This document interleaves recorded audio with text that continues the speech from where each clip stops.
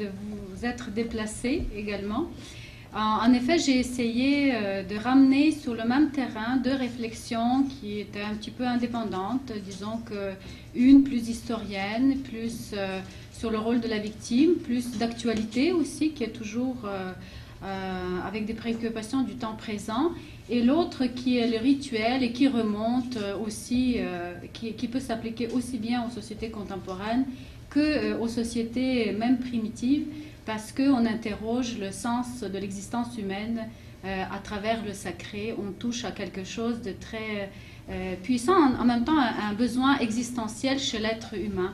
Donc voilà les deux réunis dans un seul, avec tous les manques évidemment qui peuvent se faire au fur et à mesure, parce qu'on ne peut pas combler dans une conférence ce vaste champ. Et aussi, je vais m'appuyer, les exemples que je vais donner, qui seront des... Je vais déjà vous mettre sur une photo tout de suite. Ce seront des exemples qui sont en lien avec ma thèse de doctorat et avec l'Ukraine, donc mon pays d'origine, où on peut observer un certain nombre de rituels. C'est sur ces exemples, de toute façon, que je vais m'appuyer mon propos. Nous vivons une époque où nous n'avons Dieu que pour les victimes, écrivait Krzysztof Pomian dans une revue, dans un numéro récent du Débat, qui était consacré aux grandes catégories discursives avec lesquelles nous analysons le temps présent et le monde contemporain. En effet, la victime a acquis dans nos sociétés une place sans précédent. Elle bénéficie d'un crédit de reconnaissance sociale incontestable par le simple fait de son statut. Sa souffrance est là, étalée sur la place publique, dans le but de servir de leçon aussi bien aux politiques qu'à l'éducateur. Son innocence ne peut aucunement être remise en cause. Bref, la victime s'élève à un rang où elle devient intouchable, convoquée dans les moments de crise, vénérée dans les rituels publics. En d'autres termes, elle acquiert un certain caractère sacré. C'est ce que le sociologue Guillaume Erner a appelé la société des victimes. Ce n'est pas que tout le monde est devenu victime, mais qu'il existerait une sorte de consensus dans nos sociétés sur le fait qu'en prenant l'avis de la victime et en élevant la voix à la défense, pour la défense des victimes, on est sûr d'être entendu, on est sûr de mobiliser l'opinion, on est sûr d'obtenir l'adhésion à une cause, même si cette cause, dans certains cas, peut mener au déclenchement d'une nouvelle guerre, voire d'une nouvelle série de violences. La prolifération des victimes et la valorisation du discours victimaire ont fait en sorte que la position de victime est devenue, selon le même Erner, une position enviable, du moins enviée, modifiant notre rapport au temps, nous rendant peut-être plus sensibles aux injustices vécues par les victimes qu'aux gloires de nos ancêtres, faisant du victimisme une catégorie du temps, une catégorie de pensée, au sein du principe même du politiquement correct. Ce phénomène en a généré un autre, celui de la concurrence des victimes, appelé ainsi par Jean-Michel Chaumont, qui s'appuie sur la comparaison des souffrances. Certains y ont vu le propre d'un mode de gouvernance démocratique où l'inégalité devient intolérable et où les individus réclament tous la même dignité, tous les mêmes droits. Même les lois mémorielles, au départ, apparaissent comme des moyens de fixer cette reconnaissance comme un acquis sociétal, comme un droit irrévocable. Les sociétés qui sortent d'un mode de gouvernance autoritaire, voire totalitaire, et qui se dirigent sur la voie du développement des modes de fonctionnement démocratique, sont également touchées par ce phénomène. Or, pour comprendre le rôle croissant de la victime, c'est le premier point que je vais aborder, ensuite je vais passer aux conséquences et aux rites, il est nécessaire de remonter dans le temps. À quel moment et dans quelles circonstances s'est opéré ce changement, ce transfert du héros à la victime? Plusieurs l'attribuent à la fin de la Seconde Guerre mondiale, et plus exactement au procès d'histoire, au procès historique plutôt, qui l'ont suivi. Tout d'abord, le procès de Nuremberg, organisé pour juger les vaincus, les déclencheurs du conflit, les principaux chefs nazis, qui se déroula du 18 octobre 1945 au 1er octobre 1946. L'ambition de ce procès était d'une part de dénazifier l'Allemagne et d'autre part d'établir les principes d'un nouveau droit international. Déjà en juin de la même année, lorsque l'Organisation des Nations Unies est fondée, les vainqueurs s'entendent sur la nécessité de juger les criminels de guerre. Mais les modèles de ce procès divergent. Les Américains réclament un procès public. Les Anglais et les Français soutiennent l'idée d'un procès à huis clos. Les Soviétiques prônent l'exécution sommaire et sans procès de 50 000 criminels de guerre. Finalement, la conception américaine l'emporte. Ainsi, le procès de Nuremberg introduit au niveau mondial une vision très américaine des rapports entre justice et politique et qui deviendra aussi ensuite une marque, je pense, qui modifiera aussi des rapports entre justice, histoire et politique, on peut le dire.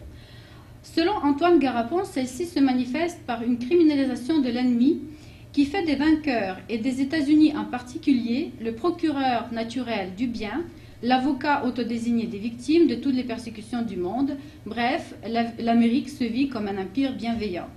En criminalisant l'ennemi par l'établissement de diverses catégories de victimes, de crimes, crimes contre la paix, crimes de guerre, crimes contre l'humanité, le procès accordait pour la première fois une reconnaissance par la communauté internationale des torts que les victimes de ces crimes ont subis. Pour ce qui est de la destruction massive des Juifs, un nouveau terme est utilisé, celui de génocide, dont l'usage deviendra consacré dans le langage juridique avec l'adoption de la Convention pour la prévention et la répression du crime de génocide en 1948. Avec le procès Eichmann en 1961, un autre seuil est franchi dans la reconnaissance des torts infligés à la victime et la restauration de sa dignité. Plus tard, ce procès servira de référence à tous ceux qui revendiquent des droits de victime. Et Shoah sera érigé en modèle de reconnaissance des souffrances collectives. Mais le véritable tournant se produit à la fin des années 70. Comme le dit Henri Rousseau, c'est le début du retour de refoulés. C'est à ce moment-là que les Polonais inaugurent un mémorial international à Auschwitz. C'est aussi à ce moment-là que les témoignages, la délivrance des témoignages est encouragée et que les porte-paroles des victimes de la Shoah, tels que Elie Wiesel, tentent de convaincre les Juifs que le statut de victime confère la gloire et non la honte, autrement dit, est par essence valorisant et non dégradant. À partir de ce moment-là, militer au nom d'une mémoire meurtrie devient synonyme de retrouver une dignité, de donner un sens à une existence, que ce soit un sens pour l'individu ou en tant que membre d'un groupe. Mais il faudra attendre le milieu des années 80 pour voir les droits des victimes se judiciariser, pour que les victimes puissent bénéficier de leurs nouveaux droits des plaignants. En 1985, l'Assemblée générale de l'ONU adopte une déclaration dans laquelle elle affirme la nécessité d'adopter les mesures internationales capables d'assurer une reconnaissance universelle et effective des droits des victimes de crimes et d'abus de pouvoir. Cette déclaration annonce une nouvelle ère pour les victimes, dont elle prend explicitement la défense, préconisant de les traiter avec compassion, dans le respect de leur dignité, en les informant de leurs droits du rétablissement de la justice et d'un traitement juste, tels que restitution, compensation, assistance et autres avantages sociaux. Dès lors, non seulement les voix des victimes peuvent avoir une possibilité de se délivrer d'un passé lourd, d'un traumatisme, elles peuvent aussi être entendues, prétendre à des compensations de toutes sortes, d'ordre autant moral que matériel. Quelles sont les conséquences de cette évolution ? Tout d'abord, les changements survenus à la suite de la Seconde Guerre mondiale ont progressivement modifié notre perception du passé, notre rapport au temps et à l'histoire, réaménagé nos paysages mémoriels, restructuré nos rituels commémoratifs. Avant 1945, il n'existait pas encore de modèle de construction d'une identité collective fondée sur le rôle des victimes. On peut dire exclusivement sur le rôle des victimes. C'est la connaissance de la Shoah, de la réception universelle des voix des survivants, de la manière dont elles sont entendues et du modèle qui a émergé comme résultat de cette réception, explique Jean-Philippe Riemsma. Pour la première fois dans l'histoire, les victimes ont été placées sur le devant de la scène publique, reléguant les héros au second plan. Ce changement a aussi eu un impact sur les récits collectifs, qui, au lieu de célébrer les exploits d'un peuple, les pages glorieuses d'une histoire nationale, se sont mis à focaliser sur les souffrances collectives. Selon Antoine Garapon, on est passé d'une histoire contrôlée, appuyée sur la foi en l'idée de progrès, à l'histoire des victimes. À ce propos, il écrivait « Cette nouvelle perception du temps prend le contre-pied de celle qui prévalait juste après la guerre. Cette dernière se fondait sur la rupture, sur la révolution, sur une histoire complètement maîtrisée. Celle-là se penche sur les victimes sans prendre parti sur les causes au nom desquelles les crimes ont été perpétrés. Ce nouveau régime d'historicité prend le contre-pied de la rupture tant magnifiée par le précédent. Il veut renouer avec les générations précédentes à l'égard desquelles nos contemporains éprouvent un puissant sentiment de dette. Là réside peut-être le moteur le plus profond de ces actions. » Fin de citation. La mobilisation de l'opinion publique en faveur de la reconnaissance des torts infligés aux victimes les transforme en quelque sorte en détenteurs de la vérité historique. Le soutien juridique international, de son côté, dote la victime d'un pouvoir, celui de revendiquer des droits et des réparations. Ensemble, ils ont pour conséquence la judiciarisation de l'histoire et la sanctification de la souffrance de la victime sur la place publique. À partir des années 80, les victimes peuvent agir non seulement individuellement, comme c'était le cas lors des procès où ils étaient convoqués pour livrer des témoignages, mais aussi en tant que groupe réunis autour d'une cause au sein de mouvements, associations, sociétés et autres organisations dont le nombre ne cesse d'augmenter depuis. Après la chute du mur de Berlin, lorsque le dernier veto sur le récit héroïque de l'Union soviétique tombe, les victimes du régime communiste entrent sur la scène de l'histoire, qu'elles soient victimes de persécutions pour des raisons idéologiques, victimes de la Grande Terreur, victimes de la Grande Famine, victimes d'un exil forcé, victimes de politiques de déplacement de populations, de personnes et même des peuples tout entiers. Le processus fructueux de reconnaissance de la Shoah sert alors à deux modèles à ceux qui, pendant très longtemps, sont restés dans l'ombre de l'histoire, voire ont été complètement ignorés, écartés du récit officiel. Du moins, sinon étaient présentés comme ennemis du régime soviétique. Le mouvement nationaliste ukrainien en exil a saisi lui aussi l'occasion pour réclamer la responsabilité du régime de Staline dans les dommages physiques et moraux qu'il a infligés aux Ukrainiens. Encore au début des années 80, les audiences publiques sur la man-made famine aux États-Unis, la famine de 1932-33, ont abouti à la reconnaissance de la responsabilité du régime dans la mort de plusieurs millions d'Ukrainiens dans ces années-là. Les plaignants ont présenté leur cause au nom de tout le peuple ukrainien, aliéné par la Russie soviétique, et ont obtenu leur première compensation, d'ordre plutôt moral, la reconnaissance de leur souffrance en tant que nation par les États-Unis. Ça s'arrête là dans les années 80. Donc après, ils vont chercher une reconnaissance internationale au-delà, mais ce sera plutôt dans les dernières décennies. L'accession de l'Ukraine à l'indépendance leur a permis donc de continuer à promouvoir leur cause en attirant l'attention des Ukrainiens vivant sur le territoire de l'État ukrainien ainsi que de toute la communauté internationale à prendre conscience de l'ampleur de la tragédie.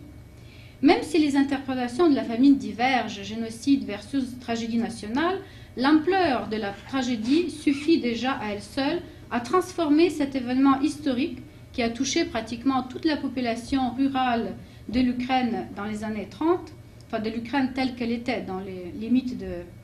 Je vais vous montrer la carte si ça vous intéresse, en un fondement de l'identité nationale, donc transformer l'ampleur de cette tragédie en un fondement de l'identité nationale conçu sur le modèle des mémoires génocidaires. Ainsi, le Holodomor est devenu plus qu'une famine, et pour les promoteurs de la cause de l'Holodomor, c'est un génocide perpétré par le régime stalinien contre les nations ukrainiennes.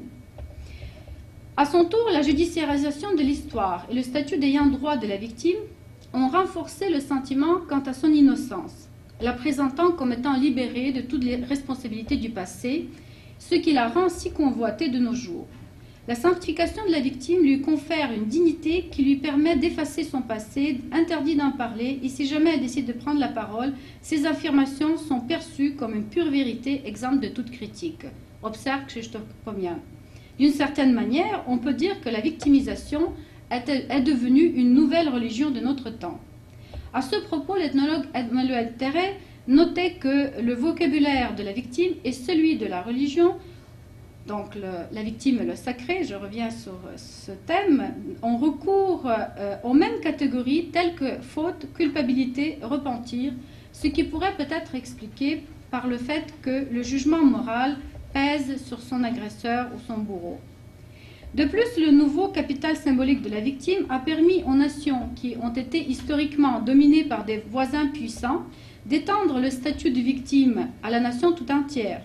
C'est aussi le cas de l'Ukraine, dont l'héritage historique est lourd de dépendances politiques, économiques et occupations étrangères. Bien que les premières années de l'indépendance aient été marquées par l'intérêt envers une catégorie plus commune qui pourrait être partagée par tout le monde des victimes du stalinisme, en 2003, on observe un changement, un déplacement qui se fait plutôt vers la catégorie de la nation victime, donc une catégorie plus particulariste. Au-delà de la réparation d'une injustice subie dans le passé et d'un travail de mémoire nécessaire, la position de nation victime est susceptible d'entraîner une révision complète du récit historique, permettant à ceux qui s'en réclament d'échapper à toute responsabilité dans le passé. Bref, on passe sous silence les complicités avec différents régimes politiques, participation volontaire ou sous contrainte dans les événements, les mouvements politiques, les réformes économiques, la vie culturelle, puisque idéologiquement marquée et donc inconfortable. Enfin, si la position de victime semble être attirante à plusieurs égards, elle est plutôt consensuelle alors que le héros demeure toujours controversé. La victimisation en tant que phénomène n'est pas sans poser quelques problèmes et même entraîner des effets pervers qui interrogent.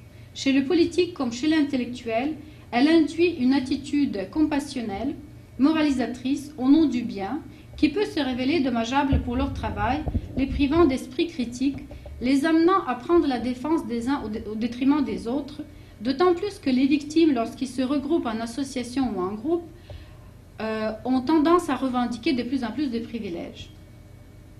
Mais revendiquer le statut de nation victime va de pair aussi avec des rites commémoratifs qui investissent dans la sacralisation de la victime. C'est pourquoi son sens sacré doit être soumis à l'analyse plutôt anthropologique, celle qui s'intéresse à la symbolique qui entoure les rites, les gestes rituels qui renvoient au sens de l'existence humaine elle-même, puisque, comme le faisait encore remarquer au début du siècle Émile Durkheim, une personne décédée est un être sacré. Au départ, les rites étaient associés à des formes sacrées ou profanes de pratiques culturelles répandues dans des sociétés primitives. C'est pourquoi certains se sont empressés de déclarer leur déclin, leur fin dans le monde contemporain, en particulier en Occident.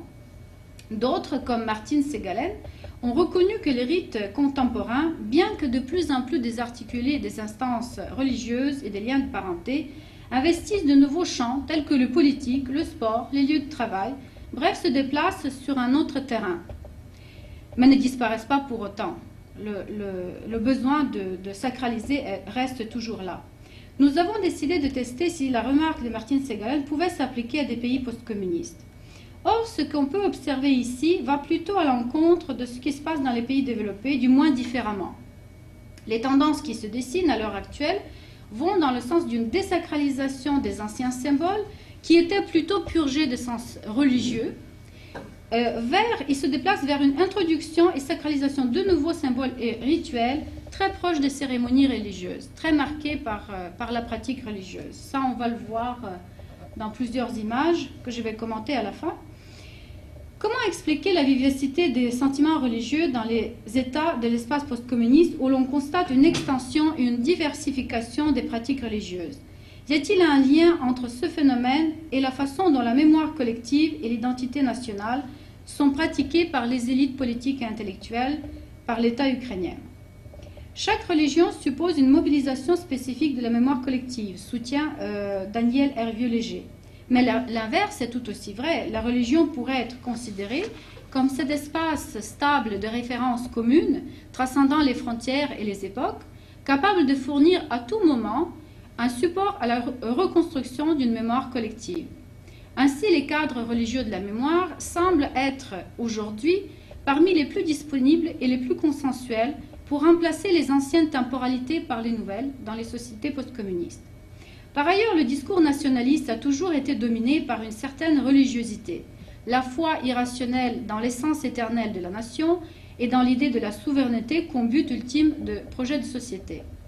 Finalement, comme l'Est et l'Ouest du pays n'ont pas la même perception du passé et que leur sens collectif s'appuie sur des sensibilités différentes, le partage des principes chrétiens, en général, c'est presque 90, on peut même dire plus que ça, sont orthodoxes, gréco-catholiques ou catholiques, donc chrétiens, contribuent souvent à adopter la même position à l'égard des moments tragiques du passé tels que l'Holodomor, et même a donné l'impression de réconcilier sur la place publique les tenants des deux mémoires antagonistes divisées par les expériences historiques divergentes. Je n'ai pas le temps de développer cette idée-là, mais si vous voulez y revenir, on va en parler. Une autre explication, peut-être plus simple, plus universelle, plus anthropologique aussi, de la prégnance du sacré dans les rites contemporains, c'est que le rite est universel puisque chaque communauté a besoin de symboles. Selon Marcel Mauss, le rite est là où se produit un sens. Or, le sens se produit tout le temps et les humains ont constamment besoin de rites pour tel ou tel besoin existentiel. Parce qu'ils naissent, parce qu'ils meurent, parce qu'ils traversent des différentes étapes dans leur vie. Seulement, la nature de ces rites peut être influencée, peut changer, évoluer au rythme de l'ère du temps. L'État, tout comme des communautés actives et leurs leaders, instituent, gardent vivant et transmettent une certaine représentation du passé, et non pas la représentation du passé. Ils élaborent des rites aussi pour la mieux fixer dans les esprits. Les rites contemporains, qui sont des cérémonies aujourd'hui hautement codifiées et formalisées, peut-être en cela ils se distinguent des sociétés primitives, encore que c'est à voir, peut-être que la compréhension, le déchiffrage de ces cérémonies peut être aussi à revoir, jouent ce rôle, donc les rites jouent ce rôle de consolidateur de sens collectif. Ils le font de différentes manières. Et là, je vais aborder simplement les 3 points que j'ai choisis intentionnellement. Le premier point, c'est par la sanctification de la douleur collective et la restauration du lien entre les morts et les vivants. Premier point. Deuxième point, par l'attitude compassionnelle, le discours qui va avec, et la médiation qui engage la communion et le partage de la souffrance, la compassion.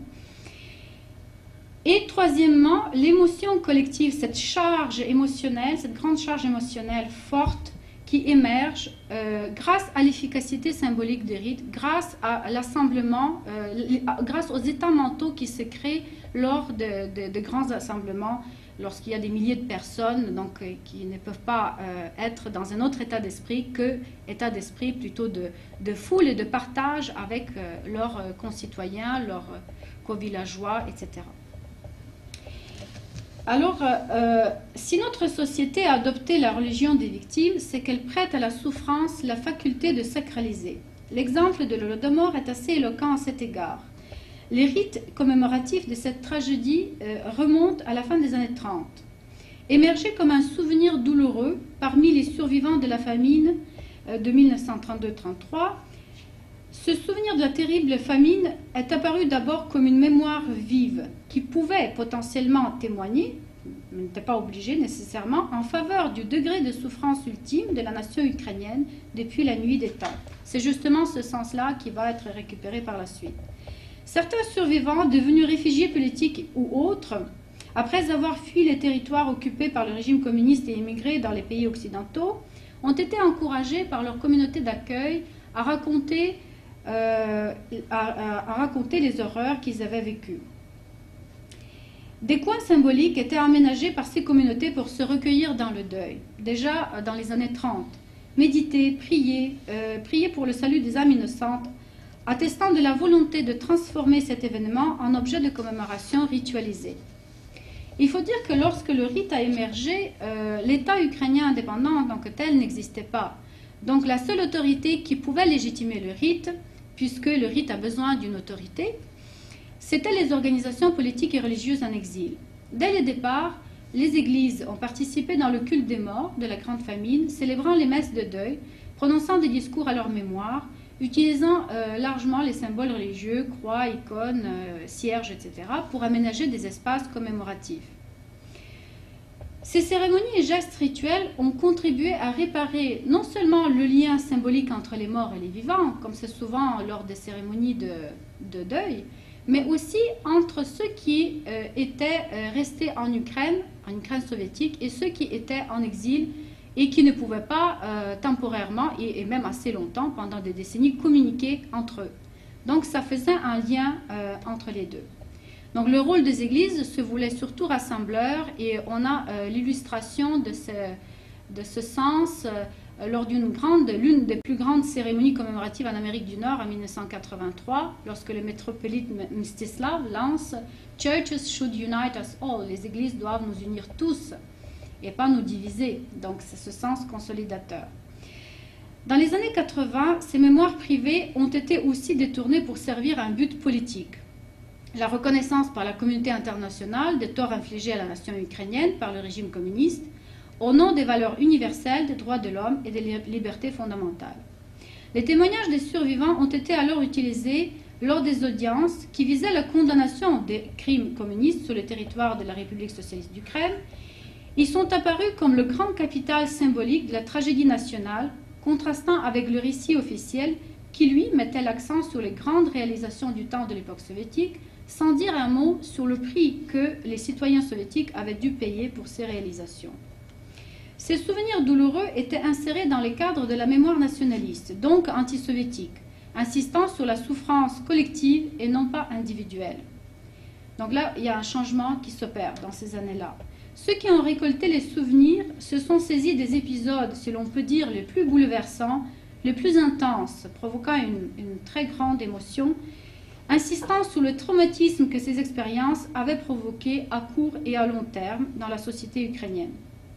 Bien que transcrire le souvenir vivant était une chance aussi de le perpétuer, il ne faut pas oublier, comme le souligne Camille Tarot, que c'était aussi le mutiler, le geler, voire le détourner.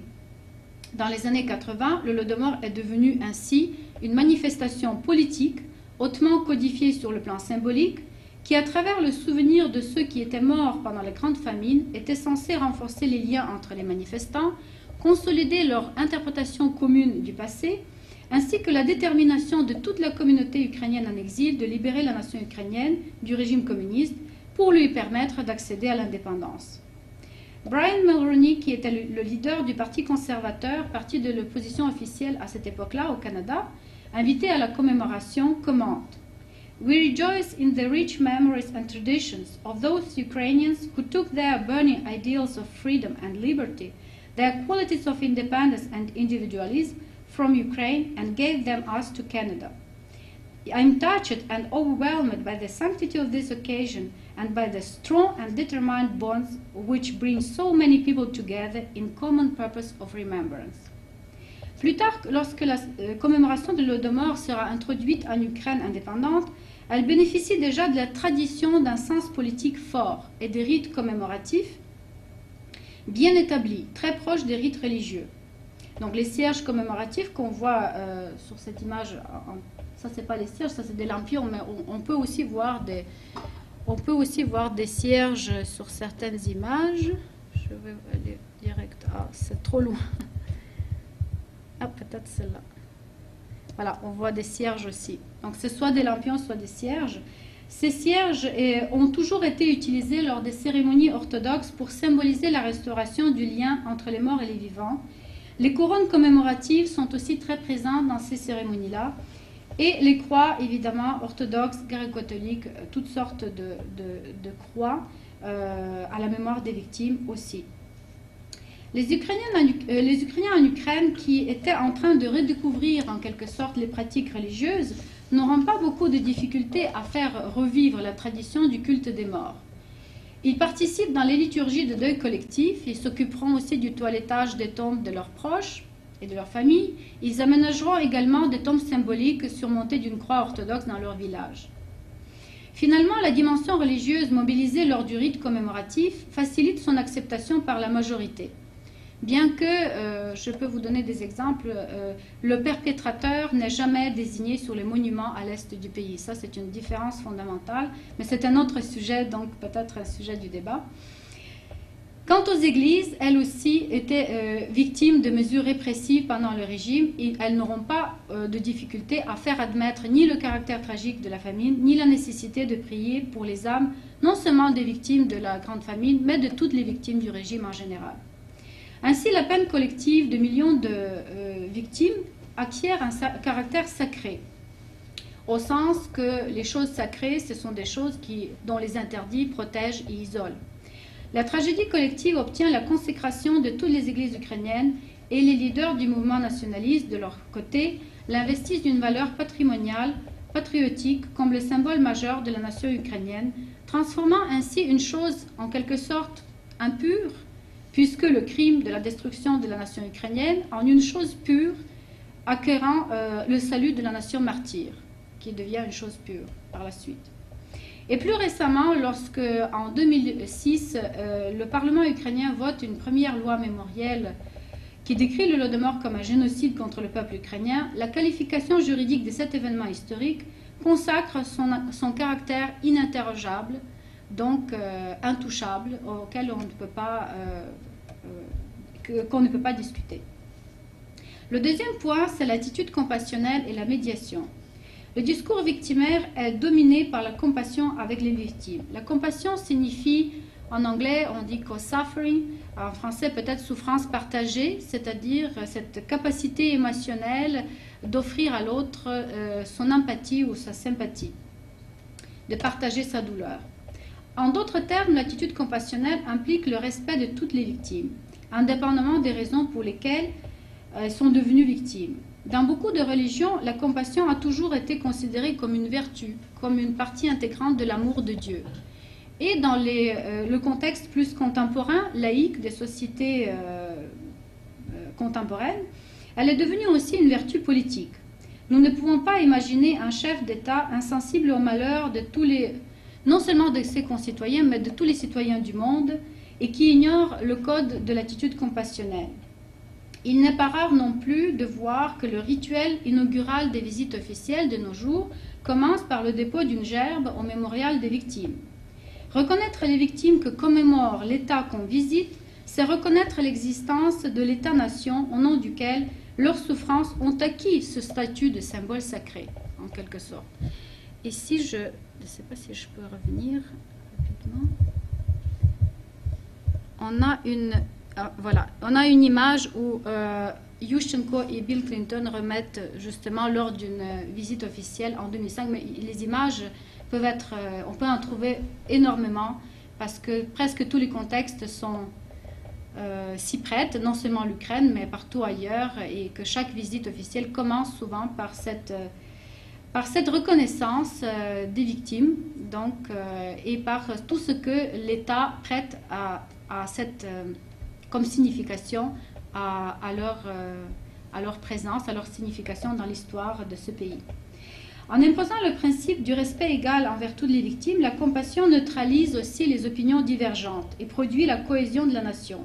Autrement dit, l'attitude compassionnelle contribue à renforcer le lien social. Elle trouve facilement sa place dans les sociétés post-communistes où les liens sociaux ont été affaiblis après la chute du régime. La communauté des participants qui se recueillait dans le deuil exprime sa profonde tristesse pour les victimes et partage leurs souffrances. Elle engage ainsi un processus de médiation qui commence avec la reconnaissance posée aux victimes et à leurs familles, accompagné du sentiment que justice a été rendue. Pendant la cérémonie commémorative, les âmes des victimes sont invitées aussi à partager l'espace symbolique de communion avec la communauté de leurs descendants participant à la commémoration. Les morts donc doivent protéger les vivants des catastrophes similaires, plus jamais ça, et rappeler le devoir moral envers les victimes. Le lien entre les morts et les vivants peut être parfois restauré, reproduit par le rituel, par le geste, presque physiquement ou dans un discours, comme c'était le cas de cet épi de blé symbolique qui a créé un médium permettant de voir l'invisible et de palper l'impalpable. Dans un discours de Viktor Yushchenko, dans un discours commémoratif, il disait ceci, en tenant un épi de blé. « Il brûle mes doigts. Je perçois à travers le temps les âmes de nos frères et sœurs tendre leurs bras vers lui, et je sens la chaleur qui se dégage de ce contact. N'ayez pas peur, n'ayez peur de rien maintenant. Derrière vous, morts dans des holodomors, se dresse tout notre peuple et votre État. Nous arrêtons le temps et Dieu vous écoute. » Donc là, vous avez un exemple parfait de la religiosité, d'une certaine manière, de ce discours, et aussi de la présence métaphysique, en quelque sorte, des âmes des victimes qui sont là, qui tendent leurs bras vers l'épi, et qui, donc, une sorte d'arrêt sur l'image, l'image du rassemblement collectif, l'image aussi du lien intergénérationnel rétabli, et aussi de l'union nationale qui s'en dégage. Le discours patriotique inséré ainsi dans les cadres religieux de la mémoire exige la croyance en la nécessité de cet acte aussi bien pour les victimes, le salut de leurs âmes, que pour l'objectif global de la restauration de la mémoire nationale. Deux objectifs différents mais qui se joignent dans un seul, dans ce rituel. C'est aussi une manière d'affirmer une compréhension religieuse ou marquée de toute façon d'une certaine religiosité de l'identité nationale de nos jours. Car le discours compassionnel révèle à quel point elle est proche de celle de l'interprétation nationaliste. Les deux, par exemple, utilisent la métaphore de purification qui conduit au salut des âmes des victimes. Pour la première, c'est-à-dire pour la religion, et pour la seconde, ce serait l'auto-guérison nationale. Dans le sens le plus strict du terme, la souffrance purifie notre amour de Dieu. Dans ces conditions, ça c'est un sens religieux, dans ces conditions, conserver la mémoire des victimes, c'est leur redonner la dignité morale, les sortir de la marginalité dans laquelle ils étaient repoussés et qui était souvent associée à avoir perdu la face. Note Eva Bogelska-Martin. Mais la souffrance peut aussi être mise en exergue pour rappeler une dette morale de la collectivité envers ceux qui ont souffert injustement et sa responsabilité dans ce qui est advenu. On trouve un exemple de ce genre de rhétorique dans le discours de Yukhnovsky, à l'époque il était directeur de l'Institut de la mémoire nationale, qui lança un appel pendant les débats autour de la loi de l'Holodomor au Parlement en 2006, et qui a dit ceci: « Nous devons adopter la loi dans sa totalité. Le repentir nous purifiera du terrible fardeau du passé.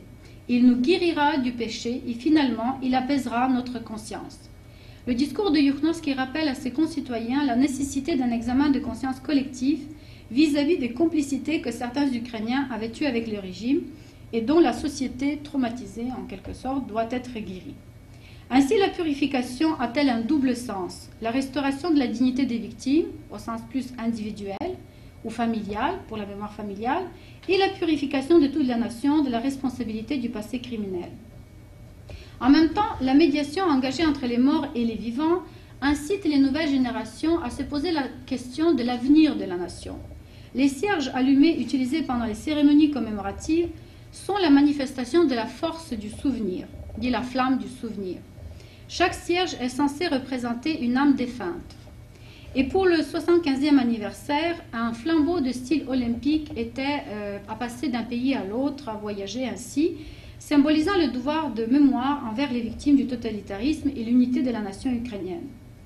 À ce sujet, l'appel qui était autour de cette action commémorative disait ceci: « Portez cette flamme envers chaque peuple, chaque personne, chaque cœur.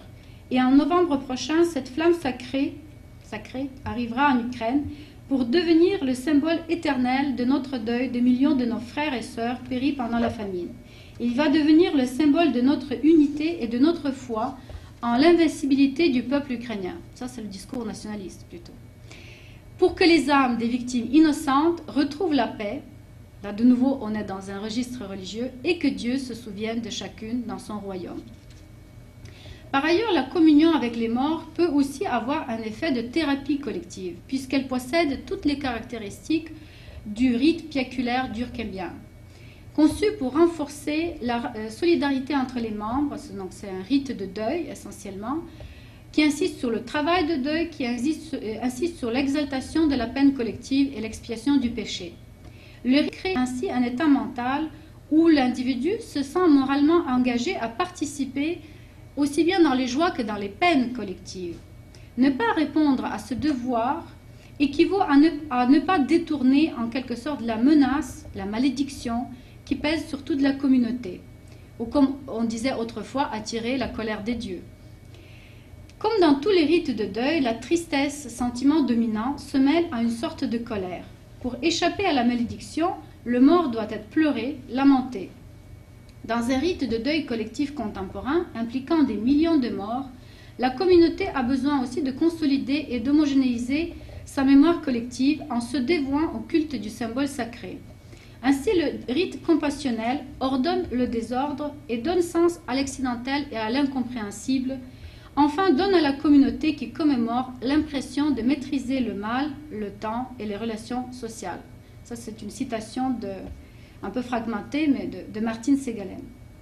La force du souvenir collectif doit offrir la meilleure garantie de notre existence autonome, déclare le président Yushchenko lors d'une adresse radiophonique à la nation. Aucun peuple ne peut vivre sans mémoire, sans passé, sans futur, sinon il sera facile de le manipuler, de le réduire en esclavage. Dans ce sens, maintenir le souvenir de l'Holodomor agit comme une protection collective contre les futurs malheurs, comme une manière de consolider les assises de l'identité nationale et d'assurer son avenir serein. Et finalement, la dernière partie de mon exposé qui se focalise sur l'émotion collective. Si le rite s'avère aussi efficace, c'est que les objets et les gestes symboliques qu'il mobilise sont susceptibles de provoquer cette importante charge émotionnelle. Sinon, elle serait inefficace, créant ainsi des états mentaux forts chez ceux qui y participent. En Ukraine, ces objets qui sont utilisés pour la commémoration de l'Holodomor, mais aussi pour d'autres commémorations, peuvent être issus des traditions différentes. Mais on remarquera quand même un grand penchant pour tous ceux qui sont proches de l'imaginaire religieux, comme Sierre, je crois, et aussi de l'imaginaire national, voire nationaliste, tel que l'épi de blé, les couleurs rouges et noires, ou l'aubier, par exemple.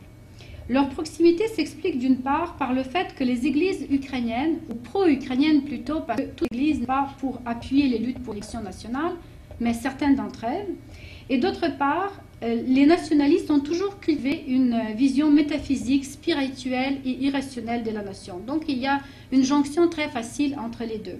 Et en Ukraine contemporaine, la foi chrétienne, ensemble avec l'attachement à la terre et à la famille, donc des valeurs assez conservatrices, constitue l'une des valeurs principales sur lesquelles se construit l'identité nationale.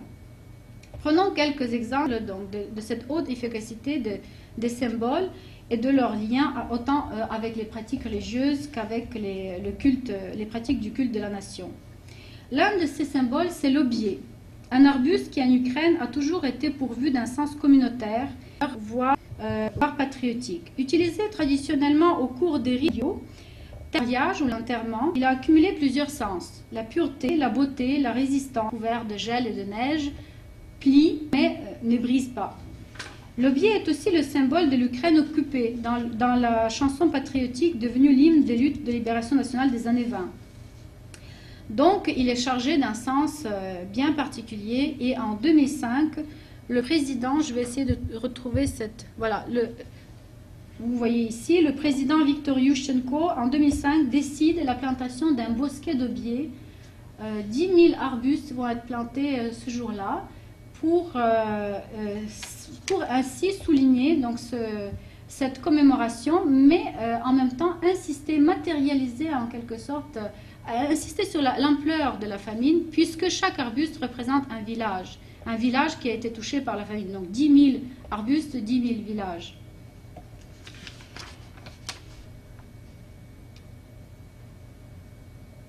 Je m'excuse parce que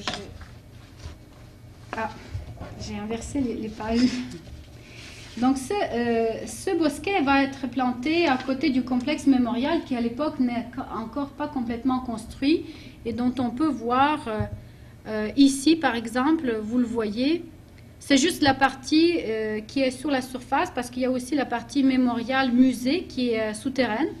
Donc il y a une forme de bougie, donc on voit très bien la bougie et aussi les anges de côté qui accompagnent. Et aussi à côté de ce musée, il y aura cette statue, la petite fille, qui tient quelques épis de blé. Donc on voit que l'épi de blé, quand même, l'aubier, l'épi de blé, et la croix, les cierges apparaissent tout le temps dans les... Mais je vais y venir bientôt, donc je vais rester ici. Donc il symbolise donc ce bosquet d'aubier, il symbolise l'ampleur de la tragédie, incite à pleurer les morts et à voir dans ce bosquet le symbole de l'unité nationale. Et ce qui est un peu ironique, on peut dire, c'est que le bosquet d'aubier était aussi, ça je l'ai fait en fouillant un peu, en faisant des recherches internet, et puis je suis tombée sur une une pièce de théâtre qui était créée par Alexandre Kornichuk, qui était un dramaturge officiel du régime stalinien dans les années 1950 et qui s'appelait Le Bosquet d'Aubier et qui a récupéré ce sens national pour légitimer une autre identité ukrainienne qui était plus soviétique, donc conforme à l'idéologie et à l'attente de cette là. Donc ce qui prouve encore une fois l'efficacité de ces symboles. De nos jours, les baies de biais sont souvent utilisées pour décorer les monuments à toutes les victimes, aux victimes de tous les régimes totalitaires, donc un peu partout. Par contre, l'aubier est complètement absent des commémorations communistes où c'est l'œillet qui prend le dessus. Et donc ainsi, on voit le rouge de la tradition et de la résistance au régime s'opposer au rouge de la révolution, et donc qui est complètement différent. Un autre symbole fréquemment utilisé qui mériterait peut-être un petit détour, c'est l'épi de blé au singulier comme au pluriel. Et singulier au pluriel, ça change aussi parfois le sens qu'on lui attribue. Le blé, comme vous le savez, était le symbole classique de l'Ukraine, terre à blé, grenier à blé, que représente la couleur jaune aussi du drapeau. Et il peut aussi facilement, grâce à cela, revêtir un sens unificateur. Une grande quantité de blé, une couronne d'épis de blé, une gerbe de blé évoquerait plutôt la prospérité, l'aisance, la bonne récolte, et donc par là la force de la nation. Par contre, s'il est isolé, s'il est réduit à un ou deux, comme on a envoyé sur les épis de blé que tient la petite fille, voilà, c'est ça, peut-être ici.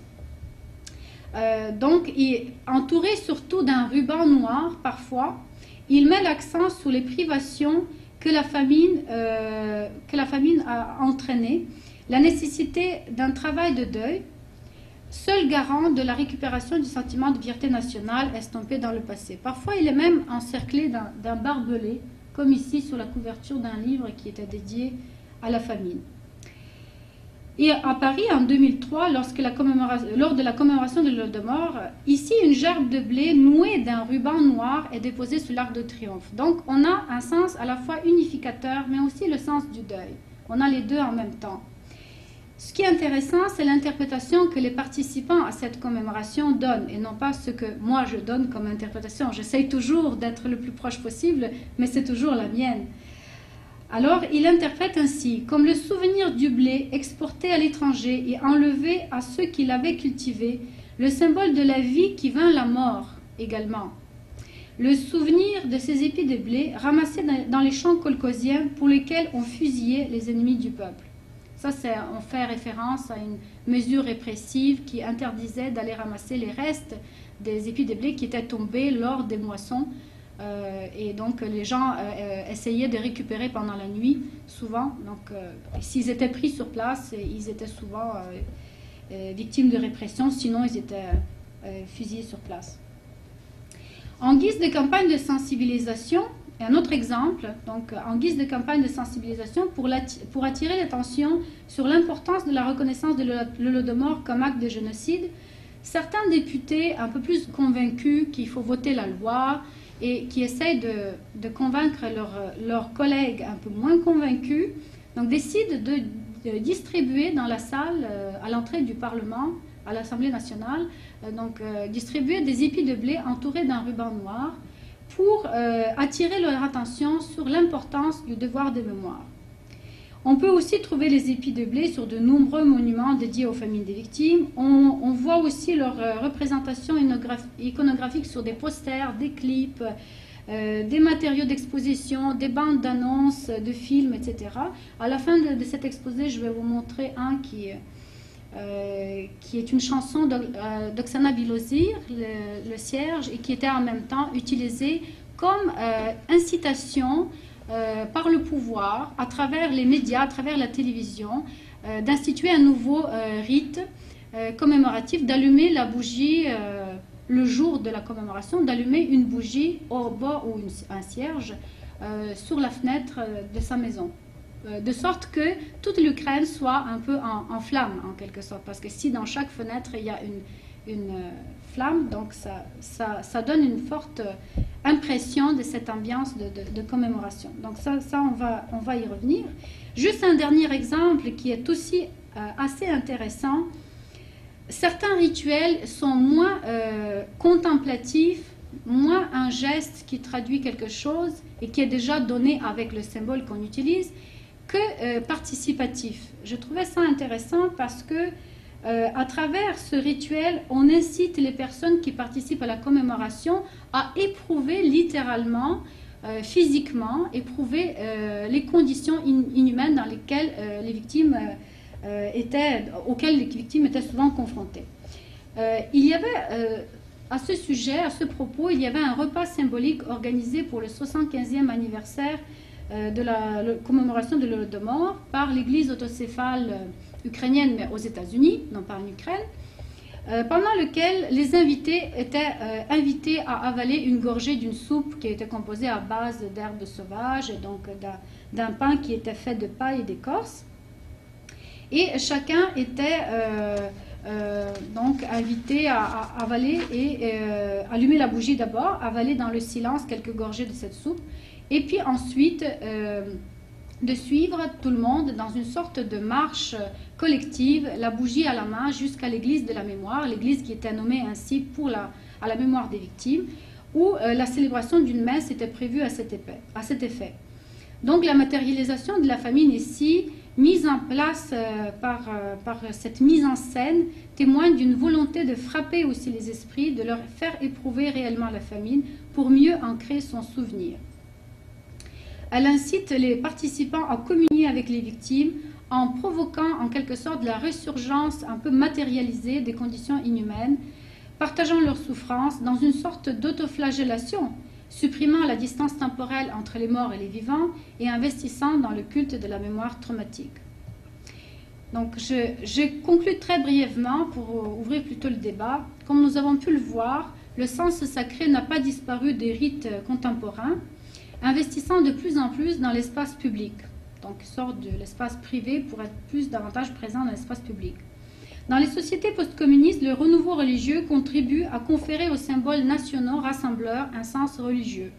Les représentants des autorités religieuses font partie du paysage lors de grandes messes commémoratives. Ils sont presque obligatoirement présents à toutes les cérémonies nationales ou locales auxquelles on donne leur bénédiction. Par ailleurs, le nationalisme contemporain renoue avec le fondement ethnique et religieux de l'identité nationale, ce qui facilite la rencontre entre les deux. Cette tendance témoigne aussi de l'efficacité du modèle des mémoires traumatiques, le modèle qui a été forgé à l'issue de la Seconde Guerre mondiale par le biais de la mémoire de l'Holocauste. Son principal attrait, la compassion, neutralise les opinions divergentes, produit la cohésion sociétale au plan national. Elle témoigne aussi de la facilité avec laquelle les sociétés post-totalitaires élaborent leur identité collective en sacralisant la peine collective, en insistant à manifester une attitude compassionnelle et en consolidant l'union nationale par les rituels qui provoquent une forte émotion collective. Ainsi, la victime devient sacralisée, intouchable, exempte de toute critique. Mais une interrogation demeure, et je voudrais m'arrêter sur cette interrogation-là pour ouvrir un petit peu. Mon discours n'est pas pour plaider en faveur seulement des victimes, mais la victime est-elle vraiment compatible avec un examen de conscience collectif, comme c'était un petit peu introduit dans le discours de Yukhnovs, qui envoyait cette note d'examen de conscience? Qu'est-ce que c'est vraiment compatible? Est-ce qu'il faut certaines conditions? Est-ce que se purifier du fardeau du passé, est-ce que c'est l'assumer pleinement ou le fuir? Est-ce qu'on voit dans la victimisation le fait d'assumer le passé? Donc ça, c'est des interrogations qui me sont proches. Je n'ai pas de réponse complète à ces questions, mais j'aimerais bien qu'on les repère. Et donc juste avant de terminer, donc on va revenir au début. Ce qu'on n'a pas vu, ça c'est la place Saint-Michel à Kiev lors de la commémoration nationale. Donc on voit les lampions qui sont déposés par terre, que tout est illuminé. Ici, donc, on a déjà dit, le mémorial, le bosquet, le livre. Donc ici, il y a aussi une exposition, les matériaux d'une exposition qui aussi jouent avec la symbolique, avec les couleurs, avec comment on présente le titre exécuté par la FAO, les génocides inconnus des Ukrainiens. C'est une exposition qui s'est déroulée en Europe, à Bruxelles au départ, puis ensuite Genève, Londres, Berlin, Minsk et Washington. donc qui était une campagne de sensibilisation de l'opinion publique internationale. Donc on voit le rouge et le noir. On voit aussi utiliser insister sur les modes de vie traditionnels, peut-être la vie paysanne, les habits aussi. Donc la couleur rouge, les épis de blé, les champs, les photos. Donc là c'est au Kremlin, sur le fond du Kremlin. Là c'est un autre sujet. C'était les matériaux que j'avais préparés aussi pour une autre conférence. Donc ils mettaient en parallèle le stalinisme et le nazisme. Donc ils faisaient un parallèle. Ensuite la reproduction du texte de la loi avec le, comment on appelle ça, le tampon de génocide. Donc comme un verdict. Donc on voit bien cette façon judiciarisée de l'histoire. Donc la loi. Là, c'est une affiche aussi commémorative. Et puis finalement, la dernière page aussi, qui dit qui a financé, etc., reproduit aussi, reprend les couleurs du drapeau, le ciel, le bleu du ciel et le jaune des champs de blé. Dans la dernière... voilà.